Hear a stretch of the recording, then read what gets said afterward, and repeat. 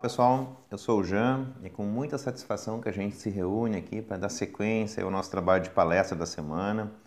Eu faço parte do grupo de palestrantes do Centro Espírita Deus de Luz, juntamente com a Tânia, com o Fabiano e com a Thaís. Nós realizamos esse trabalho de levar um pouquinho mais de esclarecimento e amor até a casa de vocês através das palestras online, né? Bom, nós temos o nosso canal do YouTube. Se porventura você ainda não curtiu a gente, ainda não nos segue, ativa ali embaixo a teclinha ali de seguir o canal. Ativa também as notificações, que sempre que a gente for colocar um material novo, você possa receber aí em primeira mão. Bem, essa palestra da semana aqui está vindo um pouquinho mais tarde que o normal, porque tivemos um problema aí com o nosso estúdio de gravação. Estúdio de gravação, edição e todas as ferramentas de controle que se tem, que na verdade ele caiu no chão e quebrou a tela. E aí demorou um pouquinho para conseguir um novo aparelho para poder fazer a filmagem da semana, né?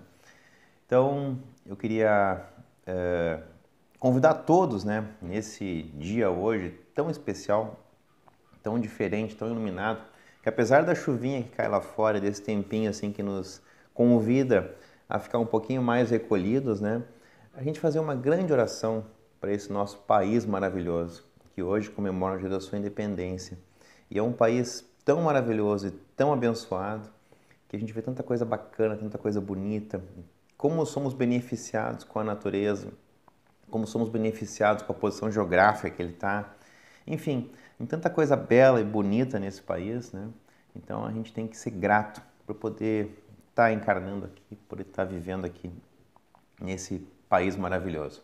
Então hoje é um dia todo especial que a gente convida então a uma oração especial para esse nosso país. E já dando um pouquinho do spoiler, né, da nossa série, lembra que a gente falou na série anterior, que vocês acompanharam, que encerrou na semana passada, que falava ali da nova posição, né, ou da posição que as Américas teriam agora com a transição e com a chegada, né, desse novo momento, que a Europa deixaria de ser aquele centro de toda a importância mundial, né, e a América teria o seu papel.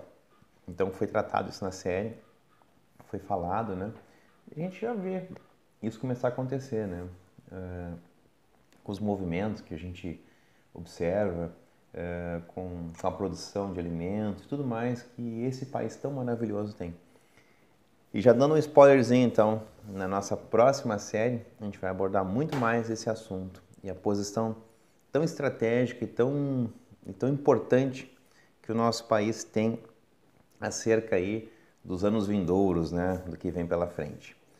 Bem, então, entrando aqui no nosso tema, no nosso capítulo da semana, então a gente aborda aquele capítulo onde fala das relações interpessoais, né? Daquelas relações das pessoas, né? Então, do famoso casamento. Então, o nosso tema é o capítulo 22 do Evangelho segundo o Espiritismo. Não separei o Espiritismo, nessa doutrina maravilhosa que nos acolheu, que nos acolhe a todos que chegam, né? Que ela nos traz algo de tão importante, de tão diferente, que quando a gente chega, normalmente a gente chega nela ou não muito pelas próprias pernas, né? Às vezes a gente é meio que trazido, né? Quando a gente chega nela, a gente chega por dificuldades, por problemas, por sofrimento, e a gente vem normalmente atrás dela em busca de consolo, em busca de amparo, em busca de auxílio. O Espiritismo, através da fé raciocinada, através dessa questão toda baseada, né, nas obras de Kardec, e todas as informações que a gente vai tendo do mundo espiritual acerca das relações, da vida, do que acontece o antes, o depois, como é que são as coisas, as respostas para os nossos porquês, né, todos aqueles porquês que a gente tem no Espiritismo, normalmente a gente encontra as respostas.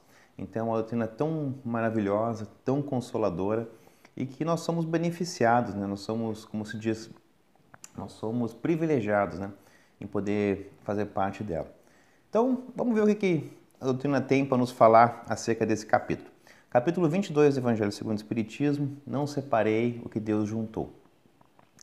Bem, nessa passagem aqui no capítulo 22, então temos lá a passagem do Evangelho, onde Jesus relata, né, a questão lá do divórcio, onde ele é perguntado, né, num determinado momento, lá pelos doutores da lei, que estabelece, né, um diálogo de muito entendimento entre pessoas que conheciam muito a lei judaica da época, né? Pois Jesus, ele é inquirido então acerca do casamento. Por o que ele achava daquilo, né? Então é colocado, né, para ele algumas perguntas nesse sentido. No intuito assim mais de poder pegar Jesus, né? Puxa vida, vamos ver mesmo se ele entende um pouquinho das leis. E aí, naquela explanação que Jesus faz ali com muita propriedade, ele relata e explica, né, que no caso, sobre o caso da dureza de vossos corações, né, que Moisés permitiu que despedisse, né, a esposa. Então, naquela lei ali da mosaica da época, existia um regulamento, uma forma de fazer, né, essa dispensa ali, né, da esposa, o tradicional divórcio, né, que seria através de uma carta, que seria então informada, né, a esposa, ela receberia de volta o dote, porque o dote, na verdade, ela tinha esse objetivo, né, quando da união, a mulher recebia um dote para que se um dia acontecesse alguma coisa, né, ela tivesse esse dote restituído. Então se faz ali todo um aparato jurídico da época, né, como se fosse então uma conversa de doutores, né, para falar acerca do casamento. Bem, mas entrando um pouquinho mais nos dias atuais, nos dias de hoje, vamos tentar entender um pouquinho mais o que significa então, ou melhor, o que significa é bom, né? Tentar entender um pouquinho melhor essas relações aí do que é o que significa, qual é o objetivo, o que significa, para que serve, no âmbito mais biológico, material e espiritual sobre o casamento. Bem, quando a gente pega a palavra casamento e tenta buscar uma interpretação para ela, tenta buscar o significado dessa palavra, o que a gente vê em casamento significa, né, união de casas, né? Então, quando duas casas se unem, né, para juntar uma casa nova, né? Então, a união de famílias, né, a união de pessoas para gerar uma família. Então, basicamente, casamento é isso. Olhando para uma questão mais biológica, que serve o casamento? O casamento serve, né, para a criação de corpos, para a reencarnação, para que a gente possa ter veículos, né, para receber os espíritos que estão chegando. Uma linguagem assim bem, né, bem materialista falando, né? Se a gente parar para analisar, vamos pegar aqui os animais, né? Se a gente parar e pensar, puxa vida, um animalzinho lá, um cachorro, um cachorrinho lá, um gatinho, quanto tempo leva a gestação e quanto tempo o filho depende do pai e da mãe, né? Ou da mãe e do pai. Se a gente parar para analisar, eu não sou entendido no assunto, mas pelo que eu me recordo, assim, o cachorro, a gestação é algo aí, sei lá, 4, 6 meses, uma coisa parecida com isso. E o cachorrinho, ele se desmama em muito pouco tempo e se torna independente com poucos meses de vida. Ele já não precisa mais da mãe. Então, com pouquinhos meses de vida, ele já é praticamente um ser independente. Alguns animais da natureza, tipo tubarão, ou alguns animais mais, tipo cobras e tudo mais, já nascem independentes, né? A mãe, na hora do nascimento, ele já nasce mordendo, já nasce predando, né? E já se vira sozinho. Quando a gente pega, por exemplo, a nossa espécie, né? O ser humano, quanto tempo o ser humano precisa do pai e da mãe? Se a gente parar para fazer uma análise assim, comparativa. Alguns vão dizer, 10 anos, 20 anos, 30 anos, 40 anos, e vai ter casos, né? Tem alguns aí com 40 anos que ainda moram com os pais. Mas, enfim, né, analisando por esse mesmo ângulo, o ser humano precisa algo em torno aí de uns 18, 20 anos para conseguir uma maturidade suficiente para se tornar um ser independente, né? Então, de 18 a 20 anos é o tempo necessário.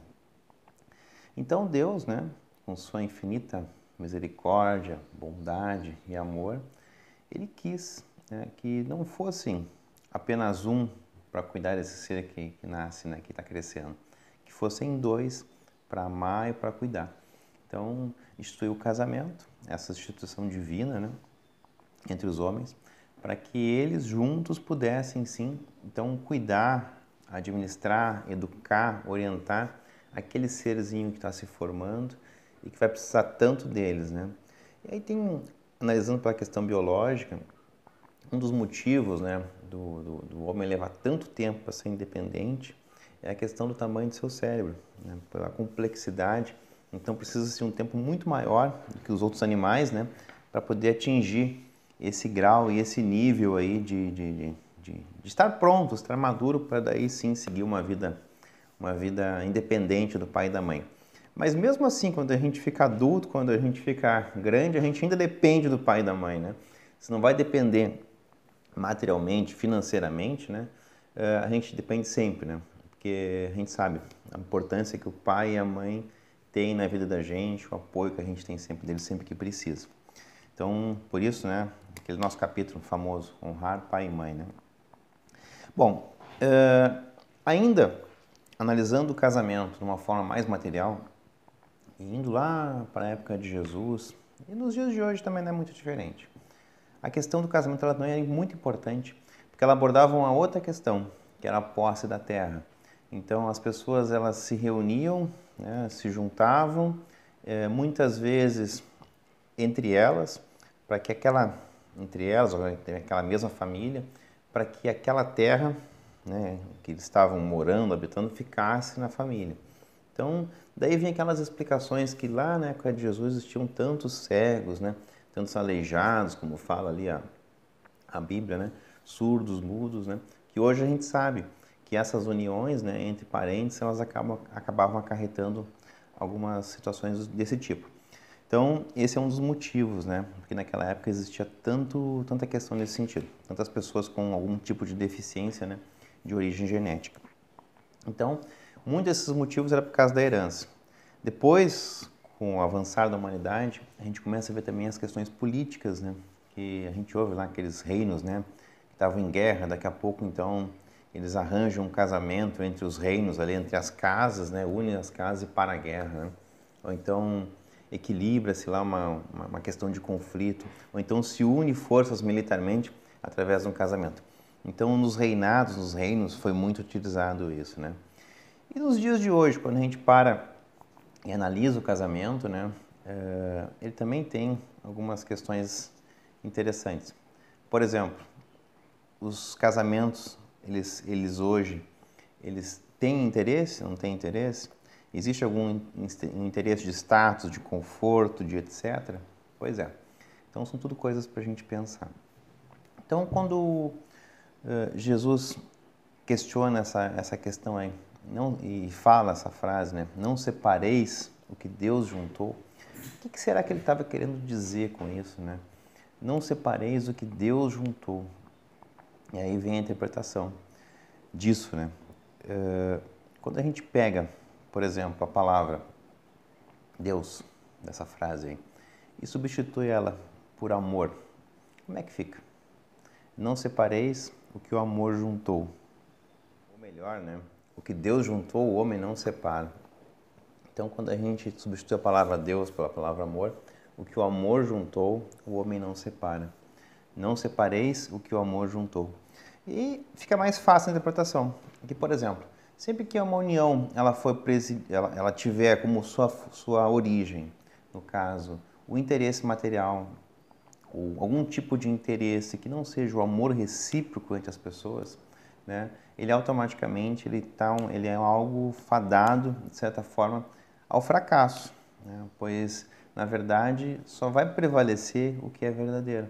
E o verdadeiro, nesse caso, sim, é a afeição mútua das pessoas, né? É a afeição mútua entre os espíritos que ali estão naquela relação, naquela comunhão de almas, né? Pois nada mais, nada menos, no casamento é isso. Ele é uma forma, né, que se tem de que pessoas se aproximem e através das suas trocas de experiências vão crescendo, vão aprendendo, vão se modificando, vão se melhorando, vão ensinando e vão aprendendo, né, de forma que vá havendo as trocas. E essas trocas que fazem o crescimento e fazem a evolução. Bem, mas e aí? Tá, tudo bem. A pessoa está casada já há muitos anos, e aquele casamento não vai bem. O que fazer? E a gente para e pensa, né?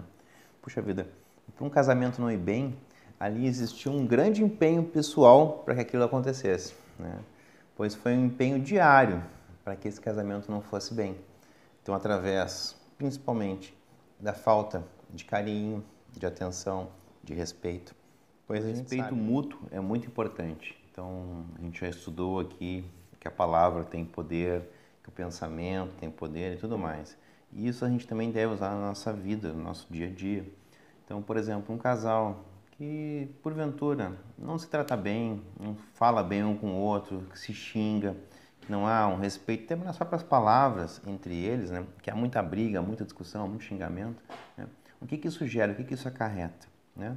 Então, é uma desconstrução diária. Então, na verdade, o relacionamento, manter-se casado, é algo bem difícil, né? Bem complexo, que exige dedicação, exige respeito, exige compreensão e exige, né, muito amor e muito aprendizado e muito entendimento, né? Até tem aquela brincadeira que se faz, né? Quando Jesus estava falando lá de... Lembra que Jesus conversa com Pedro e Pedro pergunta para Jesus, Jesus, quantas vezes devemos perdoar? Né? Aí Jesus fala, 70 vezes 7. Então, é bem provável que ali Jesus estava falando de casamento.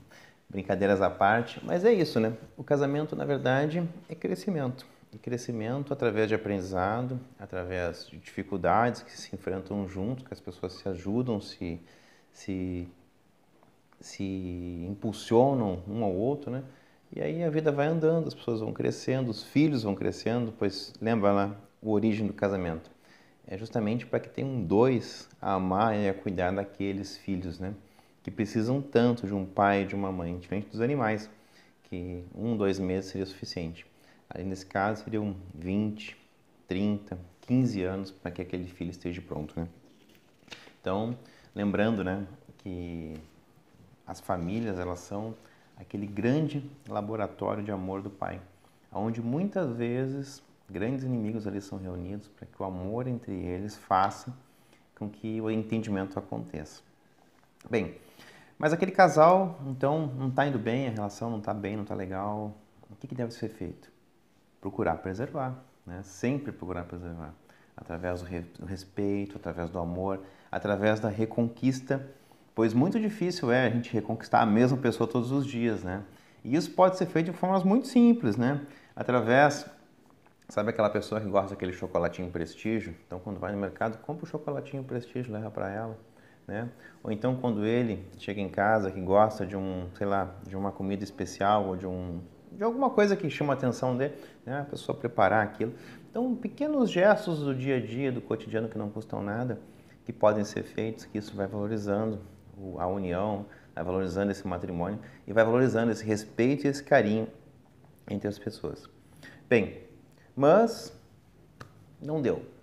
Essa relação, ela se torna uma relação tóxica, ela se torna uma relação que não vai bem, que não existe mais como aquelas pessoas conviverem juntas, né?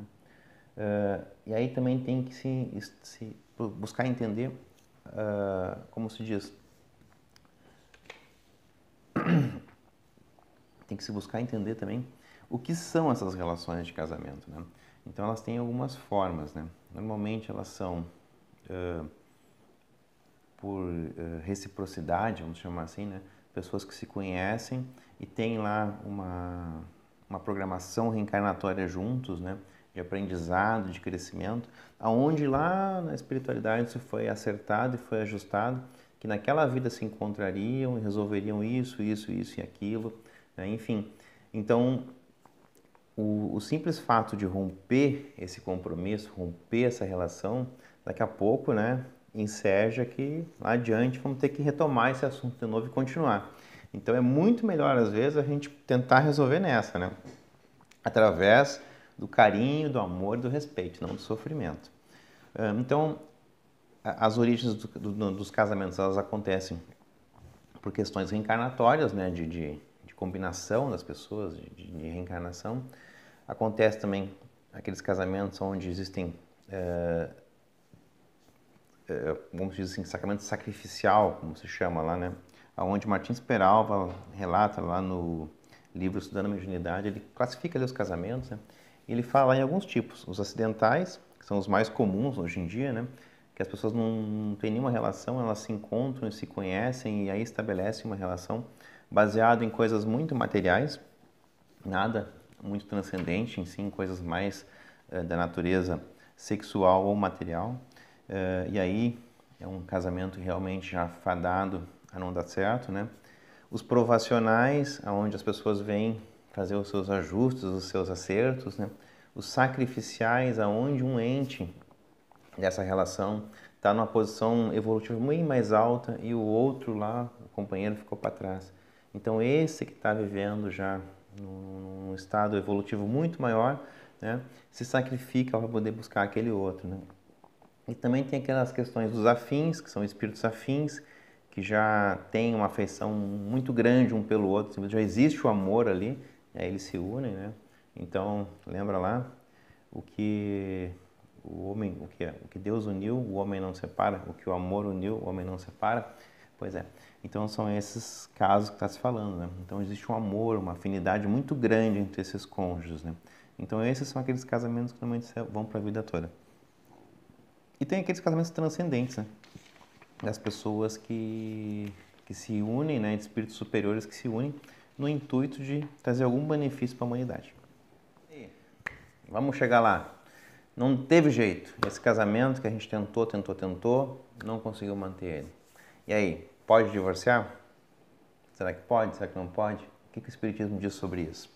Bem, o Espiritismo fala sobre o divórcio a seguinte questão, que é preferível, né, que o casamento seja levado até o fim da vida, né, pois ali está provas que as pessoas passam, seres que vêm para se ajudar, seres que vêm para se auxiliar, então é muito importante a preservação do casamento, porque existem filhos envolvidos, existem pessoas envolvidas, famílias envolvidas, então uma série de questões que é muito mais fácil procurar ajustar e procurar manter, né, através do perdão, do amor e da conciliação entre ambos, né? Bom, mas não teve jeito. Esse casamento ele se tornou tóxico demais, se tornou até prejudicial à própria vida. Aí nesse caso, sim, né, é preferível que esses seres se separem e cada um siga o seu caminho. Mas muito importante que, havendo essa separação, havendo esse rompimento, que é algo muito difícil, muito traumático, quem já passou por isso sabe, que é algo onde traz muito sofrimento, traz muita angústia, sofrimento dos filhos, sofrimento da família. Então, procurar sempre evitar isso, mas se não tem como evitar, então que isso aconteça da melhor forma possível. E qual é a melhor forma possível? Através do respeito, da honestidade entre ambos, né? Então, separou lá, faz o acerto da melhor forma possível, preserva os filhos, né? Evita aquela coisa de ficar colocando o pai contra o filho, a mãe contra o filho, né?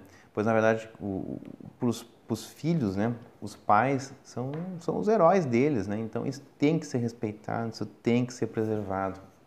O Rossando conta uma história, se não me engano, de uma mãe que estava assim, muito indignada com a separação do pai, né? E aí ela é orientada por uma pessoa lá que não falasse mal do pai. Ela estava falando mal do pai, que ela não falasse mal do pai. Que ela pegasse e inventasse uma história lá daquele pai, que abandonou ela e o filho, né? E contasse a história mais bonita possível sobre aquele pai. E aí, então ela pega e conta, né, para o filho que o pai era um grande advogado, né, que morreu num acidente de carro, um homem muito justo, um homem muito bom. E durante toda a vida ela alimentou essa história para o filho, né? Aí o filho cresceu, com o crescimento do filho, ele se tornou o quê? Ele se tornou um juiz federal. Aí, essa mãe contando, né, que, olha, ele se tornou isso por causa da história que eu me orientaram e eu criei, desse pai, né, esse pai que é um advogado bondoso e justo. Então, o filho, para, digamos, porque na verdade os filhos eles sempre copiam a gente, né, eles nos imitam de certa forma, né?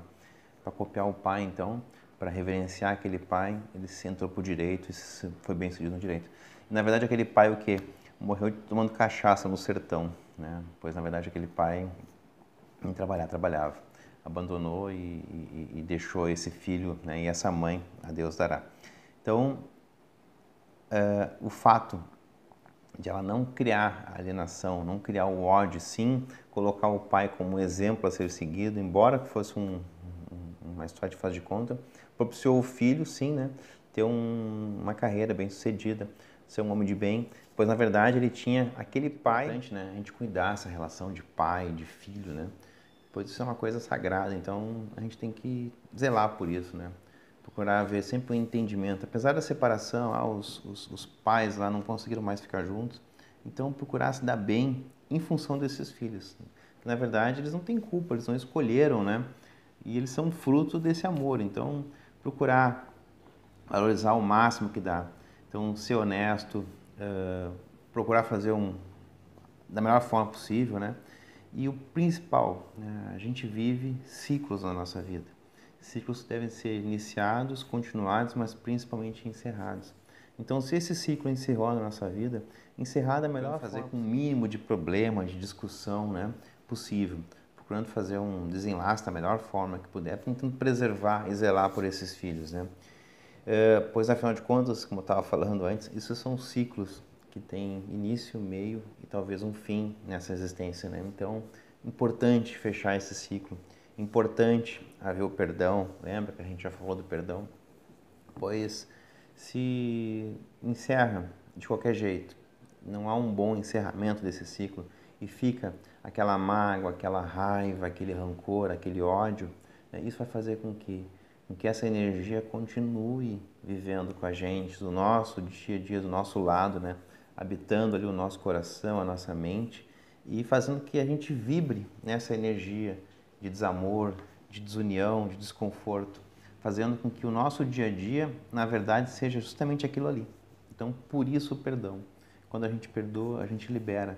Não precisa mais voltar a viver com a pessoa se não teve jeito, mas libera essa energia de forma que ela não venha nos prejudicar. E ao mesmo tempo que quando a gente libera essa energia, a gente muda o nosso padrão vibracional, a gente vai fazer o quê? A gente vai se revestir de uma nova aura que talvez aí seja possível, né? A gente encontrar aquele nosso espírito afim, aquela nossa, entre aspas, né, alma gêmea. A gente sabe que a alma gêmea não existe, mas aquele espírito que se afiniza com a gente e que talvez esteja ali, né? O nosso casamento, então, para o resto da vida, né? Que a gente busca sempre, né? Então, pessoal, a mensagem que a gente tinha para essa semana era isso, fazer essa pequena reflexão acerca do casamento, acerca da importância que ele tem na nossa vida, da importância para os filhos, da importância no fechamento dos ciclos, né?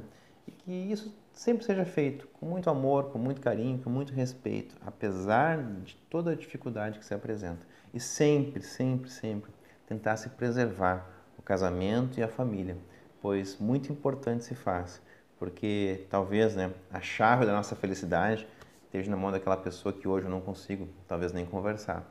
E talvez com um pouco de carinho, um pouco de amor, um pouco de perdão, um pouco de dedicação, a gente consiga talvez reverter uma situação que hoje talvez já não tenha mais nem muito o que fazer.